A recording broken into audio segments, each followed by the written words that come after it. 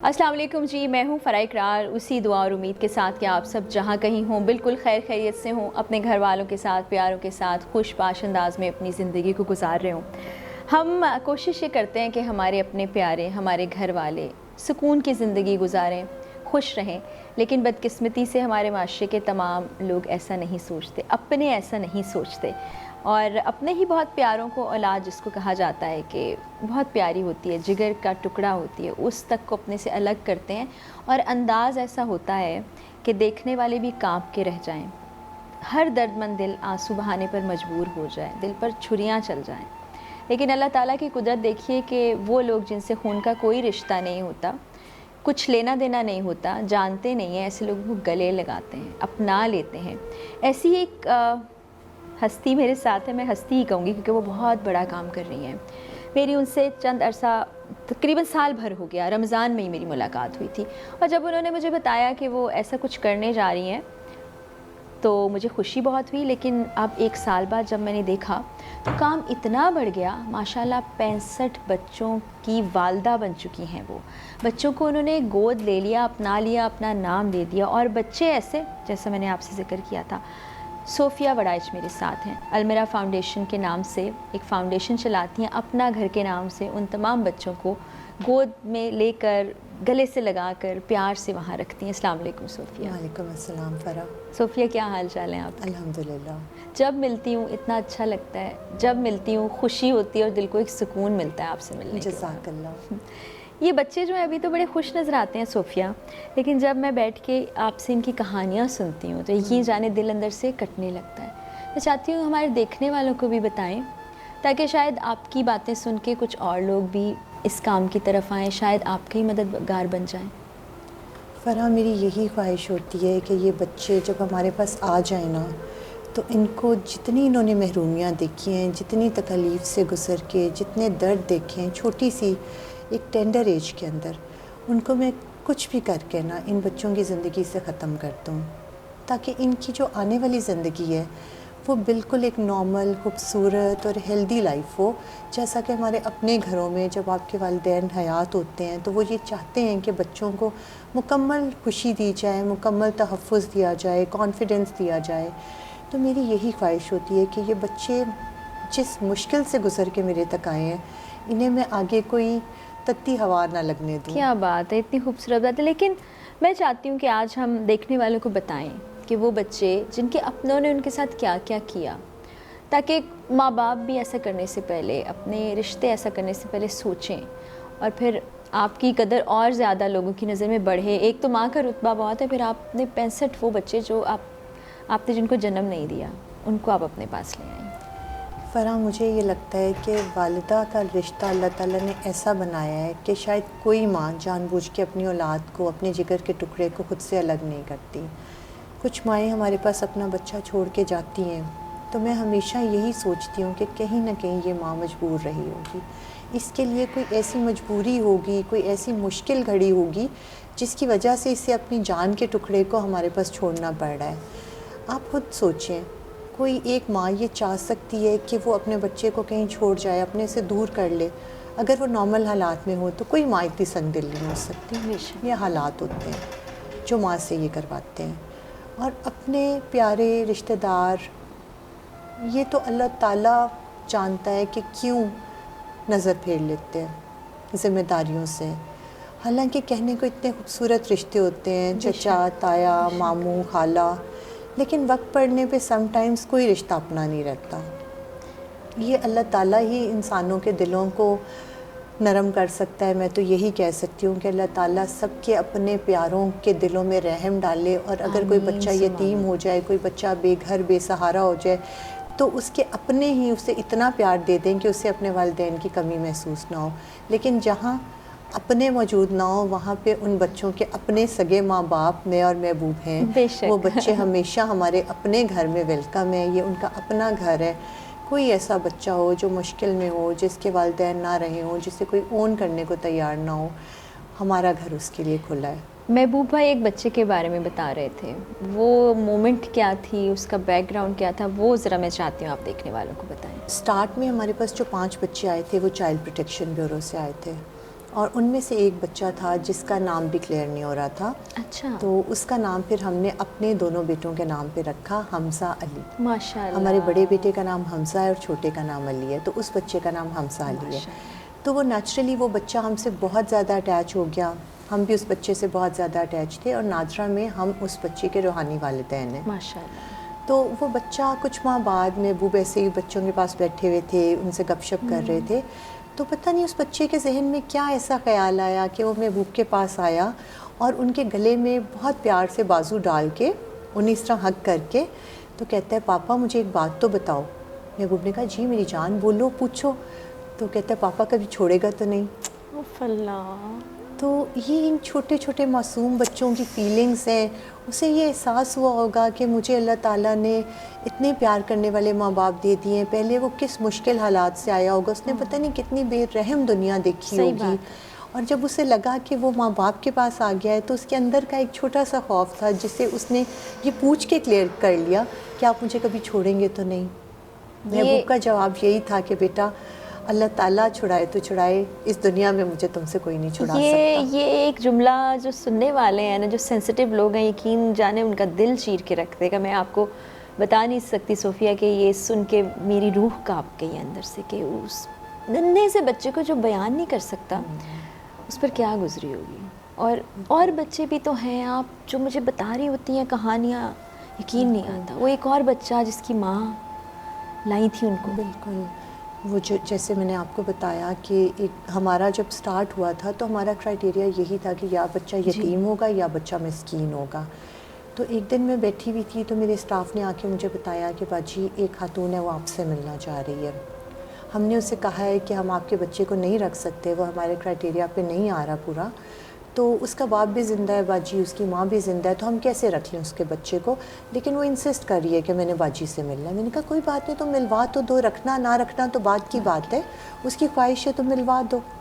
اب وہ خاتون میرے پاس آئی, اس نے مجھے اپنی ساری کہانی بتائی. اس نے کہا کہ میں 5 گھروں میں کام کرتی ہوں, میرا ہسبینڈ جو ہے وہ لاسٹ اسٹیج کا پیشنٹ ہے کینسر کا اور ڈیتھ بیڈ پہ ہے, تو جو پیسے میں کماتی ہوں, جو 4 پیسے میرے پاس ہوتے ہیں, میری کوشش ہوتی ہے دن رات محنت کر کے میں اس کو دوائی کھلا دوں, اسے تھوڑا سا اچھا کھانا کھلا دوں تاکہ جو اس کی 4 سانسیں ہیں وہ اس کی آسانی سے کٹ سکیں. اس بچے کو میں ٹھیک کھانا نہیں دے پا رہی ہوں, نہ میں اس کا خیال رکھ پا رہی ہوں. تو میں یہاں پہ قریبی گھروں میں کام کرتی ہوں, تو آتے جاتے میں نے ان بچوں کا لیونگ سٹینڈرڈ دیکھا, تو آپ پلیز میرے بچے کو رکھ لیں, یہ کھانا تو اچھا کھائے گا, یہ ہنسے بولے گا تو صحیح, ان بچوں کے ساتھ کھیلے گا, اسکول جائے گا. میں نے اس سے کہا, میں نے کہا آپ کو پتہ ہے نا ہمارا کرائٹیریا نہیں ہے, بچہ یا یتیم ہو یا مسکین ہو, ادروائز ہم بچے کو رکھ ہی نہیں سکتے, آئی ایم سوری. وہ اٹھی صوفے سے, اس کے آنکھوں میں آنسو تھے. اس نے مجھے کہا ٹھیک ہے باجی, پھر میں یہی دعا کرتی ہوں کہ یہ بچہ جلدی یتیم ہو جائے, پھر تو آپ رکھ لیں گے. اللہ اللہ. اب یقین کرو فرا, وہ لمحہ میری زندگی, مجھے سمجھ نہیں آ رہا تھا کہ میں اس زمین کے اندر چلی جاؤں گی, کہ میں نے اتنا بڑا بول کیسے بول دیا, یا میری وجہ سے کسی نے ایسی بات کر دی. میں نے فوراً اس سے گلے لگایا, اسے پیار کیا, اللہ تعالیٰ سے معافی مانگی. میں نے کہا یہ کرائٹیریا انسانوں کے بنائے ہوئے ہیں نا, ختم یہ کرائٹیریا, جو بچہ ڈیزرونگ ہے وہ آئے گا یہاں پہ. اس کے بعد وہ بچہ میرے پاس آ گیا. اسی وقت اس کی ماں اسے بڑی خوشی سے میرے پاس چھوڑ کے گئی, کہتی ہے باجی اس کے کپڑے, میں نے کہا جب آ گیا بچہ تو کپڑے بھی آ جائیں گے, یہ اب اس کا اپنا گھر ہے. اس کے بعد اس کا والد جب تک زندہ رہا وہ اسے ملنے آتا رہا, اور ہفتے بعد 2 ہفتے بعد وہ اس کی والدہ اسے رکشے میں بٹھا کے اپنے بچے سے ملوانے لاتی تھیں. مجھے آج بھی یاد ہے وہ دن, میں ادھر ہی اندر بچوں کے ساتھ کھیل رہی تھی, تو مجھے اسٹاف نے آ کے کہا کہ باجی وہ اس بچے کا میں نام نہیں مینشن کرنا چاہوں گی, کہ وہ اس کے والد باہر بیٹھے ہیں اور والدہ وہ آپ سے ملنا چاہ رہے ہیں. میں باہر آ گئی, میں نے کہا جی بتائیے. انہوں نے بہت دعائیں دی, انہوں نے کہا باجی میں اب چین سے مر سکتا ہوں. مجھے بہت سکون آ گیا زندگی میں کہ میرا بچہ اپنے گھر میں اور اسے بہت اچھے والدین مل گئے ہیں, تو اب میری زندگی جو ہے نا آسان ہو گئی اور میں آخری سفر پہ آسانی سے جا سکتا ہوں. میں نے کہا آپ ایسی بات نہ کریں, اللہ تعالیٰ آپ کو لمبی زندگی دے گا انشاءاللہ, ایسی بات نہیں ہے. آپ یقین کرو 3rd ڈے مجھے پتہ چلا کہ ان کا انتقال ہو گیا. وہ لمحہ جب مجھے یاد آتا ہے نا تو میری روح تک کانپ جاتی ہے کہ کس طرح سے ایک جانے والے انسان نے 2 دن پہلے یہ باتیں کی, اور مجھے اس بات پہ ہمیشہ میں اللہ تعالیٰ کا شکر بھی ادا کرتی ہوں کہ اللہ تعالیٰ نے مجھے ٹھیک موقع پہ ہدایت دی اور میں نے اسی ٹائم پہ اس بچے کو رکھ لیا. اگر میں اسی کرائٹیریا کے چکر میں پڑی رہتی اور میں اس کو نہ کر دیتی تو شاید وہ شخص اتنے اطمینان کے ساتھ اس دنیا سے نہ جا سکتا. تو ایسی بہت سی سٹوریز ہوتی ہیں فرح, جتنے بچے ہیں ہر بچہ ایک بہت ہی تلخ بیک گراؤنڈ, تلخ سٹوری, مشکل حالات, بہت مشکل زندگی دیکھ کے آیا ہے. بہت مشکل. آج صوفیہ سے بات کرنے کا مقصد بھی یہی تھا کہ ہم دوسرے لوگ کو بتانا چاہتے تھے کہ معاشرے کا ایک رخ یہ بھی ہے کہ اتنی تکلیف ہے, اتنا دکھ ہے, اتنی پریشانی ہے کہ اپنے جگر کے ٹکڑے بھی اپنے سے لوگ الگ کر دیتے ہیں. کچھ اور بچوں کا بھی صوفیہ نے مجھے بتایا تھا, شروع میں کچھ ایسے اور بچے بھی تھے. بالکل, سٹارٹ میں جب ہم لوگوں نے یہ شروع کیا, جیسا کہ لاسٹ رمضان میں آپ جانتی ہیں ہم نے شروع کیا تھا, تو اس کے بعد جب عید آئی, پہلی عید, پچھلی چھوٹی عید جب تھی, تو ہم لوگ اپنے آبائی گاؤں گئے ہوئے تھے جو کہ سرگودا میں ہے. تو وہاں پہ میری نند نے مجھے بتایا, انہوں نے کہا کہ میری میٹ تھی, اس کی ڈیتھ ہو گئی ہے کینسر سے. تو اس کے چھوٹے چھوٹے بچے ہیں, میں نے سنا ہے کہ تم لوگوں نے یہ بڑا اچھا کام شروع کیا, بڑا بھلائی کا کام شروع کیا ہے, ایک اپنا گھر بنایا ایسے بچوں کے لیے, تو تم ان بچوں کو لے جاؤ. میں نے کہا باجی میں لے جاتی ہوں, لیکن آپ مجھے بتائیں وہ بچے کہاں پہ ہیں. انہوں نے کہا کہ ان کا قریبی گاؤں ہے, اگر تم ہمت کرو تو ہم دونوں چلتے ہیں, جا کے خود انہیں تم دیکھ بھی لو اور انہیں لے بھی آنا, ان کے گھر والوں سے بھی بات کر لیتے ہیں. پھر ہم لوگ اسی وقت چلے گئے وہاں پہ. ہم نے انفارم نہیں کیا تھا کیونکہ کسی کو قریبی گاؤں تھا, میں اور باجی بیٹھے ڈرائیور کے ساتھ, محبوب کو ہم نے ساتھ لیا, ہم لوگ چلے گئے. اب جب ہم وہاں پہنچے ہیں نا, تو ایک چھوٹا سا کچا مکان تھا, ایک کمرے کا مکان تھا. مکان کیا اسے کہیں آپ, ایک چھوٹا سا کچا کمرہ تھا, جہاں پہ ایک چھوٹا سا بچہ 1.5 سال کا, جس کے اوپر کپڑے نہیں تھے جس کی باڈی پہ, اور وہ زمین کے اوپر بیٹھا ہوا تھا کچی مٹی کے فرش پہ, اور اس کے ہاتھ میں ایک روٹی کا پرانا ٹکڑا تھا جس کو وہ کھا رہا تھا, اور ساتھ ساتھ اپنے ہاتھوں کے ساتھ وہ زمین پہ لگی ہوئی مٹی کو رگڑ رہا تھا اور اس کو بھی کھانے کی کوشش کر رہا تھا. یہ وہ پہلا سین تھا فرح, جب میں انٹر ہوئی نا کمرے کے اندر, تو یہ وہ پہلا منظر میں نے اپنی آنکھوں سے دیکھا. مجھ سے ریزسٹ نہیں ہوا, میں فوراً گئی, میں نے جا کے اس بچے کو گود میں پکڑا, اور جیسے ہی میں نے اس بچے کو اٹھایا, وہ بچہ بخار میں تپ رہا تھا.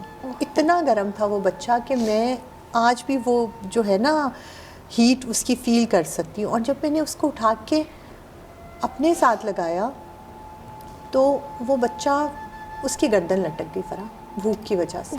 وہ بالکل, میں نے ساتھ لگایا تو وہ لٹک گیا میرے ساتھ, بالکل اس کی گردن ایک سائڈ پہ چلی گئی.